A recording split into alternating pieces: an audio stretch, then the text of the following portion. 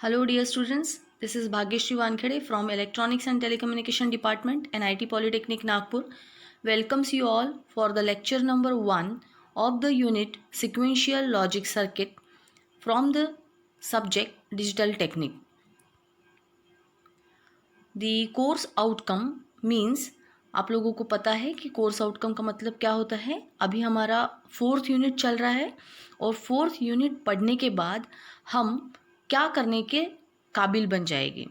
That is nothing but the course outcome. So we will be able to build simple sequential circuits. यानी ये 4th unit पढ़ने के बाद हमें कुछ सिंपल सिक्वेंशियल सर्किट्स को डिज़ाइन करना आ सकता है। The COPO mappings are as given below. CO4 is satisfied by this unit, and PO means after completion of your diploma, the parameters which we are going to complete or fulfill, these are PO1, PO2, PO3, PO4, PO8, PO9 and PO10. तो ये topic complete करने के बाद हम इन सारे POs को भी satisfy करने वाले हैं। इसीलिए ये जो COPO मैपिंग यहाँ पे दिया है वो लेवल के अकॉर्डिंग दिया गया है। Now the learning outcomes means after completion of this topic you will be able to understand the difference of combinational and sequential logic circuit. You will be able to understand need and operation of basic memory cell. इसके पहले वाले unit में यानी combinational logic circuits में हमने adder, subtractor, multiplexer, demultiplexer, code converters इन सभी के बारे में जानकारी ली। लेकिन कॉम्बिनेशनल सर्किट्स का मतलब क्या होता है और हमें सिक्वेंशियल लॉजिक सर्किट्स की नीड क्यों है और उनमें बेसिक डिफरेंस क्या होता है, ये पढ़ना बहुत ज़रूरी है। तो कॉम्बिनेशनल लॉजिक सर्किट्स जो सर्किट जिसमें आउटपुट जो होता है वो प्रेजेंट इनपुट पे डिपेंड करता है, और सिक्वेंशियल लॉजिक सर्किट में आउटपुट जो होता है वो प्रेजेंट इनपुट पे भी डिपेंड करता है और पास्ट आउटपुट पे भी डिपेंड करता है। यानी अभी के भी इनपुट्स पे डिपेंड करता है और पहले वाले प्रीवियस जो आउटपुट आया है उस पे भी डिपेंड करता है। ये सारी चीज़ें आप लोगों की क्लियर होगी इसके जस्ट बाद वाले स्लाइड में। कॉम्बिनेशनल लॉजिक सर्किट्स में मेमोरी की ज़रूरत नहीं होती क्योंकि जो इनपुट दे रहे हैं उसी के अकॉर्डिंग हमारा आउटपुट आ रहा है। लेकिन सिक्वेंशियल में मेमोरी की ज़रूरत होती है, it needs the memory element, क्योंकि उसको प्रीवियस यानी पहले वाला आउटपुट स्टोर करके रखना ज़रूरी होता है। इसके बाद कॉम्बिनेशनल सर्किट्स में क्लॉक सिग्नल की ज़रूरत नहीं होती है और सिक्वेंशियल में नाम ही उसका सिक्वेंशियल है, इसका मतलब उसको सीक्वेंस में रन कराना बहुत ज़रूरी है। That clock signal is needed. अब क्लॉक सिग्नल क्या होता है, उसका ऑपरेशन कैसे होता है, उसका क्या इम्पोर्टेंस है, हम नेक्स्ट वाले टॉपिक में पढ़ने वाले हैं। कॉम्बिनेशनल लॉजिक सर्किट्स के जो एग्जांपल्स हैं वो ऑलरेडी हम पढ़ चुके हैं, एडर, सब्ट्रैक्टर, कोड कन्वर्टर्स।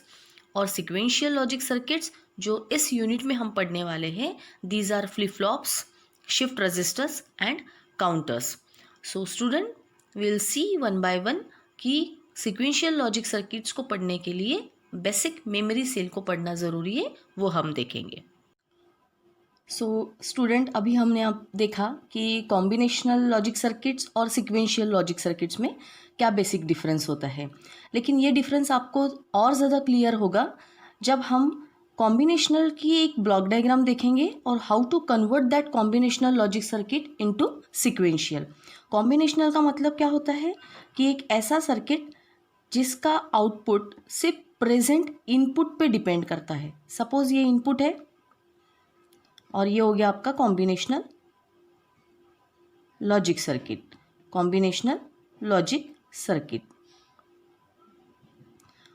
जब हमने इनपुट दिया उसी तुरंत वक्त हमको कुछ ना कुछ आउटपुट मिलेगा, तो इसको कहा जाएगा कॉम्बिनेशनल लॉजिक सर्किट, जिसमें आउटपुट चेंज कब होगा, जब आप इनपुट चेंज करोगे आपका आउटपुट चेंज होगा। जस्ट लाइक कैलकुलेटर आप सभी लोगों ने यूज़ किया हुआ है। कैलकुलेटर में अगर हमने 3+5 ऐसे देते हैं तो हमको रिजल्ट मिलता है 8।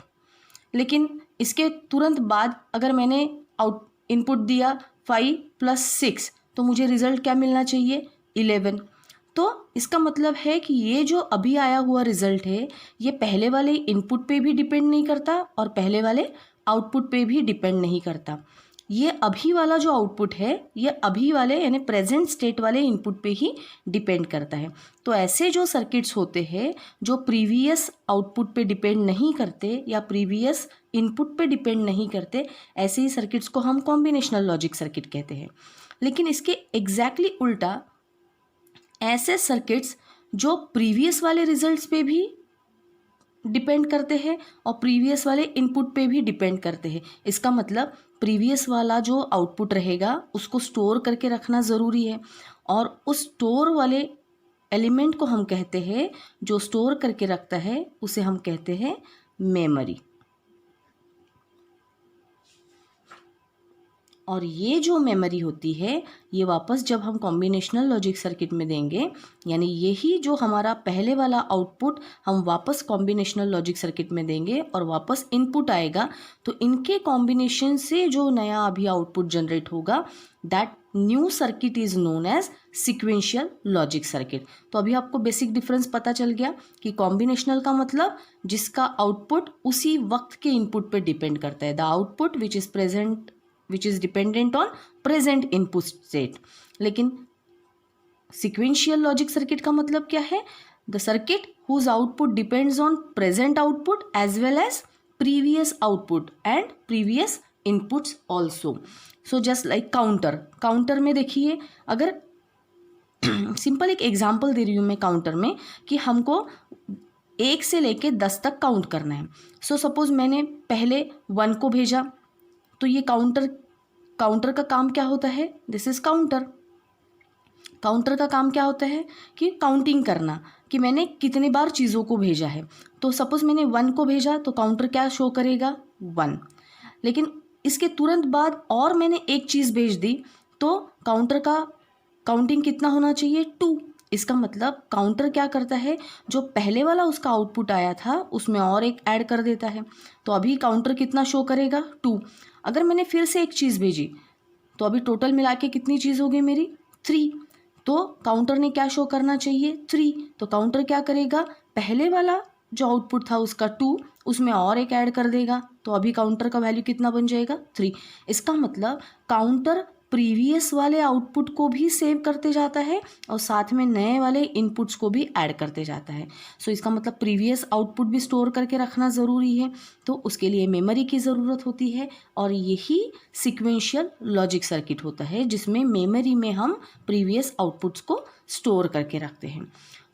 अभी सिक्वेंशियल लॉजिक सर्किट्स को डिटेल में पढ़ने के लिए हमें बहुत ही बेसिक चीज़ पढ़ना ज़रूरी है और वो बेसिक चीज़ का जो नाम है that is called as 1 bit memory cell. उसको कहा जाता है 1 बिट मेमोरी सेल। अब हम देखेंगे कि 1 बिट मेमोरी सेल। हमें पता है कि सिक्वेंशियल लॉजिक सर्किट में memory element plays very important role, इसीलिए और ये जो भी सर्किट्स होते हैं वो कॉम्बिनेशनल रहे चाहे सिक्वेंशियल सर्किट्स रहे, वो बाइनरी डेटास को होल्ड करते हैं। Binary data means in the form of 1 and 0, यानी एट ए टाइम या तो वो 1 होल्ड करेगा या एट ए टाइम वो 0 होल्ड करेगा। इसीलिए 1 बिट का मतलब एट ए टाइम वो सिंगल बिट को ही होल्ड कर सकता है, यानी या तो 1 या तो 0। अब ये 1 बिट मेमोरी सेल कैसे डिज़ाइन की जाती है मैं अभी आपको दिखाऊंगी यहाँ पे। अब आप लोगों को ये गेट का नाम पता है, ऑलरेडी 2nd चैप्टर में लॉजिक गेट्स में हम ये गेट पढ़ चुके हैं। इस गेट का नाम है, yes exactly, this is called as NAND gate. और नैंड गेट में हमने 2 इनपुट दिए थे और एक आउटपुट था, क्योंकि एंड के साथ में अगर बबल लगता है तो वो नैंड गेट बन जाता है। और जब नैंड गेट के दोनों इनपुट्स को हम शॉर्ट कर देते हैं और एक सिंगल इनपुट कर लेते हैं, इसे कहा जाता है inverter. It can act as an NOT gate. NOT gate का दूसरा नाम क्या है? इन्वर्टर, यानी 0 दिया तो 1 मिलेगा, 1 दिया तो 0 मिलेगा। इस टाइप से अगर हम 2 नैंड गेट्स को यूज़ करते हैं, दोनों शॉर्ट कर लेना है इनपुट, अब ये पहले वाले नैंड गेट का नाम दे दो G1, दूसरे वाले नैंड गेट का नाम दे दो G2। इस नैंड गेट का इनपुट दे दो B1 और आउटपुट Q। और अगर इसी टाइप से दूसरा नैंड गेट है, इसका नाम रहेगा B2। अब ये क्या काम करता है, अगर इन दोनों नैंड गेट्स को इस तरह से कनेक्ट किया जाए कि जिसमें पहले वाले नैंड गेट का आउटपुट दूसरे वाले नैंड गेट के इनपुट के साथ कनेक्ट हो और दूसरे वाले नैंड गेट का आउटपुट पहले वाले नैंड गेट के इनपुट के साथ कनेक्ट हो। सो ये जो कनेक्शंस है इसको कहा जाता है क्रॉस कपल्ड।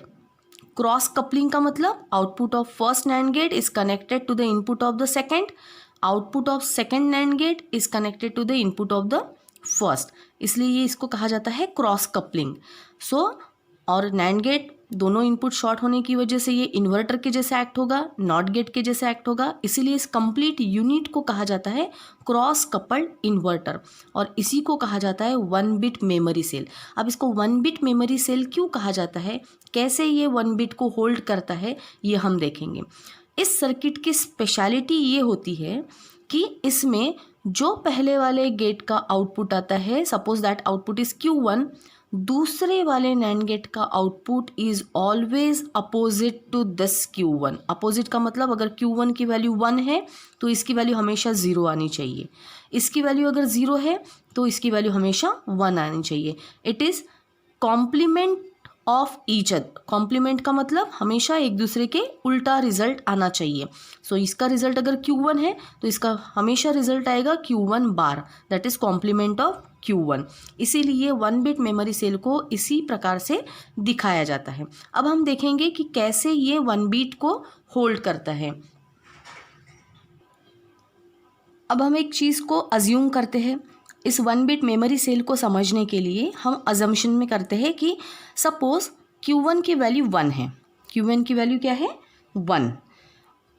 अगर Q1 की वैल्यू 1 है तो सेम वैल्यू कहाँ पे जाने वाली है, B2 में। इसका मतलब Q1 की वैल्यू अगर 1 है तो B2 की भी वैल्यू 1 हो जाएगी, यानी B2 की भी वैल्यू यहाँ पे 1 हो जाएगी।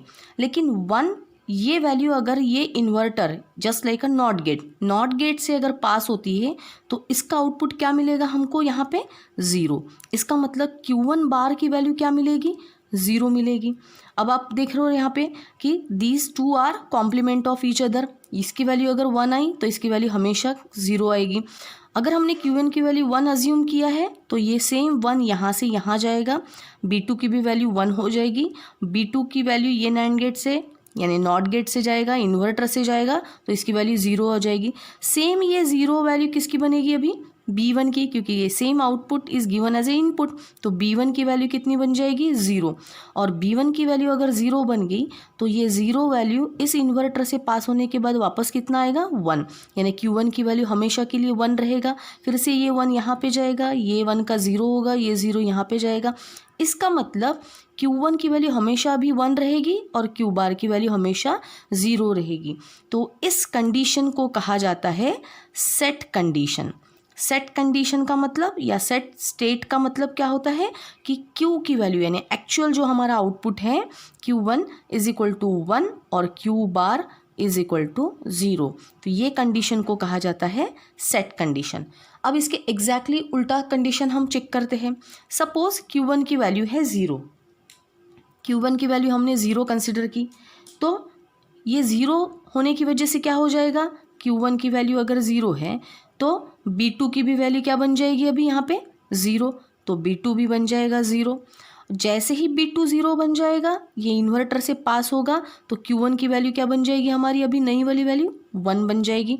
तो Q1 बार की वैल्यू क्या हो जाएगी 1। ये Q1 बार की वैल्यू ही यानी B1 की वैल्यू है, तो B1 की वैल्यू क्या हो जाएगी 1 हो जाएगी यहाँ पे। और ये 1 इन्वर्टर से पास होने की वजह से Q1 क्या हो जाएगा अभी 0, तो वापस Q1 0। यानी ऐसी कंडीशन जो Q1 को 0 बनाता है उसको कहा जाता है रीसेट कंडीशन। तो अभी आपको समझ में आया, रिसेट कंडीशन का मतलब हमेशा ध्यान में रखना है कि Q1 की वैल्यू 0 होना। रिसेट होना यानी कोई भी चीज़ वहाँ पे प्रेजेंट नहीं होना। सेट होना मीन्स आउटपुट की वैल्यू हमेशा 1 होना। So set condition is always for Q1 is equal to 1 और उसका एग्जैक्टली उल्टा Q1 bar is equal to 0। Reset condition यानी Q1 is equal to 0 and Q1 bar is equal to always 1। तो ये दो कंडीशंस अगर आपको समझ में आ गई है, इसका मतलब ये हमेशा के लिए या तो 1 को होल्ड कर सकता है या तो 0 को, यानी एट ए टाइम ये जो 1 बिट मेमोरी सेल है ये at a time 1 single bit, इसका अगर एक ही आउटपुट हम कंसिडर करते हैं तो ये हमेशा 1 सिंगल बिट को ही एट ए टाइम होल्ड करता है। That's why this is called as 1 bit memory cell. ठीक है, अभी हम देखेंगे कि why we are converting this 1 bit memory cell into latch. Latch का क्या मतलब होता है और हम उसको लैच में क्यों कन्वर्ट करते हैं। अब जो नया सर्किट हम पढ़ने जा रहे हैं उसको कहा जाता है SR latch. Latch is nothing but a memory cell which can hold a single bit data, यानी just like 1 bit memory cell. लेकिन इस डायग्राम में और लैच वाले डायग्राम में क्या डिफरेंस है अभी आपको यहाँ पे पता चलेगा। अब देखिए, मैंने 1 बिट मेमोरी सेल को कैसे ड्रॉ किया था। 2 नैंड गेट्स लिए थे हमने, उसको इन्वर्टर में हमने कनेक्ट कर लिया था और उनको क्रॉस कपलिंग में कनेक्ट कर दिया था। अब इसी सेम सर्किट को अगर मुझे लैच बनाना है तो S का मतलब होता है सेट और R का मतलब होता है रिसेट, इसलिए in short it is called as set reset या SR लैच। और लैच यानी ऐसा सर्किट जो सिंगल बिट को होल्ड करता है। अब ये SR लैच जो होता है वो नैंड गेट से भी डिज़ाइन किया जा सकता है। SR latch can be design by using NOR gate also, but here we are going to see about the NAND gate. तो इस डायग्राम में हम क्या चेंज करते हैं तो SR लैच बनता है, वो आपको देखना है। अभी same circuit will be there. This is NAND gate, gate number 1, this is NAND gate, gate number 2। इसका output Q, you can write it as a Q। इसका आउटपुट हमेशा क्या रहेगा Q बार, क्योंकि ये दोनों एक दूसरे के कॉम्प्लीमेंट होने चाहिए। बस अब हम यहाँ पे फ़र्क क्या करने वाले हैं कि इन दोनों को शॉर्ट ना करते हुए इनको अगर हम सेपरेट रखते हैं। नैंड गेट में 2 इनपुट्स होते हैं, यहाँ पे भी 2 इनपुट्स हैं, तो हम क्या कर रहे हैं अभी, एक जो आउटपुट है पहले नैंड गेट का, it is taken as the input for the second NAND gate. Again, output of second NAND gate is treated as the input for the first। अभी हमने इसको इन्वर्टर मोड में नहीं यूज़ किया, अब हमने इसको सेपरेट कर दिए दोनों आउटपुट्स को, लेकिन output of first will be treated as input for the second, output of second will be treated as input for the first. और ये जो 2 टर्मिनल्स हैं इनको अगर अभी हम नाम देते हैं सेट एंड रिसेट, तो same circuit is called as SR latch. अब ये सर्किट बनाने की ज़रूरत क्यों पड़ी? जब हम 1 बिट मेमोरी सेल देख रहे थे तो एक बार अगर Q की वैल्यू 0 है तो वो हमेशा के लिए 0 ही रहती है ना, क्योंकि 0 यहाँ पे जाएगा, 0 यहाँ का 1 बनेगा, 1 यहाँ से आएगा, 1 का हमेशा 0 बनेगा, फिर से 0 यहाँ पे जाएगा, 0 का 1 बनेगा, 1 का यहाँ पे आएगा, फिर से 1 का 0।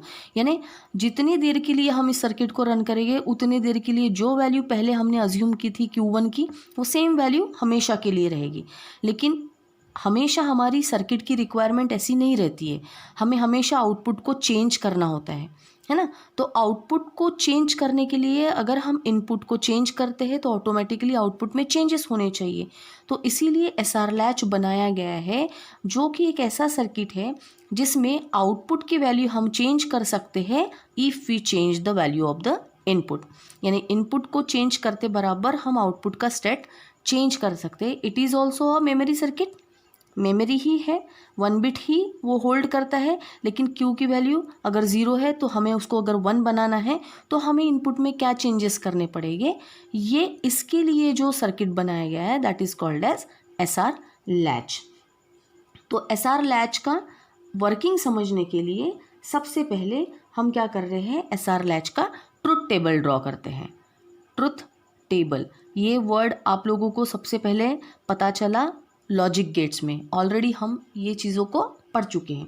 ट्रुथ टेबल का मतलब क्या होता है कि इनपुट क्या क्या है, S और R, ये दोनों हमारे इनपुट्स हैं और हमारे आउटपुट क्या है, हमारा आउटपुट है, अभी का आउटपुट क्या है हमारा, प्रेजेंट हमेशा Q। लेकिन हम प्रेजेंट आउटपुट के बारे में बात नहीं करते। हम जब भी सिक्वेंशियल लॉजिक सर्किट का ट्रुथ टेबल ड्रॉ करते हैं तो हमेशा हम नेक्स्ट वाले आउटपुट के बारे में बात करते हैं और नेक्स्ट वाला आउटपुट हमेशा लिखा जाता है Qn+1। अगर ये Qn+1 है अभी का आउटपुट तो इसको क्या लिखा जाएगा, Qn+1 बार, है ना। ये हमेशा कॉम्प्लीमेंट्री हमको मिलता रहेगा, कॉम्प्लीमेंट ऑफ ओरिजिनल आउटपुट। हमारा ओरिजिनल आउटपुट है Q, लेकिन हमको हमेशा दूसरा एक आउटपुट मिलता रहेगा जो उसके एग्जैक्टली इन्वर्स रहेगा। तो अब हम यहाँ पे देखते हैं कि जब S और R दोनों की वैल्यू, क्योंकि ये दोनों भी बाइनरी डिजिट्स में काम करते हैं, बाइनरी बिट्स पे काम कर सकते हैं, और हमें पता है कि 2 बिट बाइनरी नंबर अगर हमको करना है तो उसके कॉम्बिनेशंस क्या क्या बनते हैं। S और R की वैल्यू या तो 0 0 हो सकती है, S और R की वैल्यू या तो 0 1 हो सकता है, S और R की वैल्यू या तो 1 0 हो सकती है, और फाइनली S और R की वैल्यू 1 1 हो सकती है। तो इन चीज़ों को पढ़ने के लिए अभी हमको क्या करना है, अब हमें देखना है कि S और R की वैल्यू हम 0 0 रख के देखेंगे। दोनों की वैल्यू 0 0 रखने के बाद हमें आउटपुट में क्या डिफरेंस दिखता है वो हम चेक करेंगे। अब यहाँ पे आप देखिए कि S और R दोनों की वैल्यू अगर हम 0 0 रखते हैं, S की वैल्यू 0 और R की भी वैल्यू 0, और नैंड गेट की स्पेशलिटी आप सभी लोगों को पता है कि नैंड गेट में एक इनपुट अगर 0 होता है तो उसका आउटपुट हमेशा क्या आता है, 1, क्योंकि 0 इंटू एनीथिंग, दूसरा इनपुट अगर 0 भी रहे चाहे 1 रहे तो 0 इंटू 1 भी करेंगे तो 0 आएगा, 0 इंटू 0 भी करोगे आप तो भी 0 आएगा। इसका मतलब, और नैंड गेट का मतलब क्या होता है, पहले दोनों इनपुट्स को वो मल्टीप्लाई करता है और जो मल्टीप्लिकेशन का रिजल्ट आता है उसका इन्वर्ट रिजल्ट देता है बिकॉज ऑफ दिस बबल। तो दोनों भी अगर 0 0 है तो R की वैल्यू अगर 0 है तो 0 के साथ जो भी कुछ यहाँ से आएगा वो मल्टीप्लाई होगा, तो 0 इंटू एनीथिंग 0, और 0 का उल्टा मुझे क्या मिलेगा यहाँ पे, 1, यानी Q की वैल्यू क्या मिली मुझे, 1 1 यहाँ से जाएगा यहाँ पे, तो ये इनपुट क्या हो जाएगा हमारा 1, और 1 इंटू 0 0, और 0 का फिर से उल्टा क्या मिलेगा मुझे यहाँ पे 1। अब आप देखिए कि Q की भी वैल्यू 1 आई और Q बार की भी वैल्यू 1 आई, लेकिन ये पॉसिबल ही नहीं है। हमें हमेशा ये दोनों कैसे स्टेट में चाहिए, complement of each other, complement of each other, यानी इसकी वैल्यू अगर 1 है तो इसकी 0 आनी चाहिए, इसकी 0 है तो इसकी हमेशा 1 आनी चाहिए। लेकिन जब हम S और R दोनों की वैल्यू 0 0 देते हैं तो Q और Q बार दोनों 1 1 बनने की कोशिश करते हैं, but this is not possible case. ये कभी भी पॉसिबल हो ही नहीं सकता क्योंकि ये दोनों एक दूसरे के हमेशा कॉम्प्लीमेंट होने चाहिए। इसीलिए इस कंडीशन को कहा जाता है रेस कंडीशन, और ये हमेशा हमें अवॉइड करनी है। S की वैल्यू 0 और R की वैल्यू 0 कभी भी नहीं देना है क्योंकि ये दोनों भी 1 1 बनने की कोशिश करते हैं। अब हम नेक्स्ट कंडीशन को रन करके देखने की कोशिश करते हैं। अब हमारी नेक्स्ट कंडीशन है S is equal to 0, R is equal to 1। अब आप देखिए कि जो भी नैंड गेट के इनपुट में एक 0 होता है उसका आउटपुट हमेशा क्या आता है, 1 आता है, क्योंकि नैंड गेट में एक अगर 0 है तो दूसरा ऑटोमेटिकली फिर यहाँ पे 1 रहे चाहे यहाँ पे 0 रहे, हमेशा आउटपुट क्या मिलेगा हमको, 1 मिलेगा, क्योंकि वो 0 के साथ मल्टीप्लाई हो रहा है। तो नैंड गेट के इनपुट में अगर एक 0 है तो आउटपुट हमेशा 1 आएगा, और ये 1 यहाँ से जाएगा यहाँ पे, तो 1 इंटू 1 1, और उसका उल्टा क्या मिलेगा हमको, 0। इसका मतलब Q की वैल्यू क्या मिल रही है हमें, 0, Q की वैल्यू मिल रही है 0 और Q बार की वैल्यू मिल रही है हमें 1। और अब आप लोगों को पहले ही बता चुकी हूँ मैं कि इसको कहा जाता है रिसेट कंडीशन। जब Q की वैल्यू 0 होती है और Q बार की वैल्यू 1 होती है तो इस कंडीशन को कहा जाता है रिसेट कंडीशन। इसका मतलब ही लैच को अगर मुझे रिसेट करना है तो रिसेट टर्मिनल को 1 रखना होता है और सेट टर्मिनल को 0 रखना होता है, उसे कहा जाता है रिसेट मोड। अब हम नेक्स्ट वाला कंडीशन रन करके देखेंगे कि S की वैल्यू 1 और R की वैल्यू 0, तो क्या डिफरेंस दिखता है। अब आप यहाँ पे ऑब्जर्व कीजिए कि R की वैल्यू 0 और S की वैल्यू 1, तो जो नैंड गेट में 0 वैल्यू होती है उसका आउटपुट हमेशा क्या आता है, 1। अब ये 1 सेम यहाँ पे गया तो 1 इंटू 1 क्या हो जाएगा, 1, और 1 का उल्टा क्या मिलेगा हमको हमेशा यहाँ पे 0। इसका मतलब ये 0 वापस यहाँ पे जाएगा, 0 इंटू 0 0, 0 का उल्टा 1, फिर ये 1 यहाँ पे आएगा, 1 इंटू 1 1 इंटू ये कन्वर्ट होके आएगा 0। इसका मतलब अब आप चेक कीजिए कि Q की वैल्यू 1 है और Q बार की वैल्यू 0 है। तो 1 0 देने के बाद Q की वैल्यू हमेशा 1 होती है और Q बार की वैल्यू हमेशा 0 होती है। और जब जब Q की वैल्यू 1 होती है और Q बार की वैल्यू 0 होती है, उस कंडीशन को हम क्या कहते हैं? Set condition. सेट का मतलब आउटपुट को 1 बनाना, रिसेट मतलब आउटपुट को 0 बनाना। सो सेट कंडीशन के लिए हमेशा सेट टर्मिनल 1 होना चाहिए और रिसेट टर्मिनल 0 होना चाहिए। अब हम कोशिश करते हैं कि दोनों 1 1 रहे तो क्या डिफरेंस मिलता है हम लोगों को। अब कंसिडर करके चलो कि दोनों 1 1 हैं, S is equal to 1, R is equal to 1, तो आउटपुट पे क्या असर होता है ये हमें चेक करना है। सपोज पहले से ही हमारा आउटपुट है 1 और उसका कॉम्प्लीमेंट क्या मिल रहा है यहाँ पे 0, तो क्या होना चाहिए? अगर मैंने यहाँ पे 1 1 दिया तो आउटपुट में कुछ ना कुछ तो चेंजेस होने चाहिए। जैसे हमने पहले 0 0 दिया था तो दोनों 1 1 आ रहे थे, यानी वो रेस कंडीशन थी। फिर हमने 0 1 दिया, 0 1 दिया तो यहाँ पे क्या आया था हमारा वापस 0 1। फिर हमने 1 0 दे के देखा तो यहाँ पे आया हमारा 1 0। अब हम 1 1 करके देख रहे तो ये भी आउटपुट हमारा चेंज होना चाहिए, लेकिन क्या ये चेंज होता है? नहीं। देखो क्यों? क्योंकि जब भी हम S को 1 और R को 1 देते हैं तो जो पहले वाला आउटपुट था, पहले वाला आउटपुट क्या था? 1 0, वो सेम आउटपुट अभी भी आएगा, क्योंकि ये जो 1 है प्रीवियस स्टेट में, देखो हमने जब 1 0 दिया था, 1 0 दिया था तो हमें आउटपुट क्या मिल रहा था? 1 0। अब हमने क्या कर दिया? ये आउटपुट अभी भी बरकरार है। अभी हमने क्या किया? इनपुट को चेंज कर दिया, 1 1 दे दिया।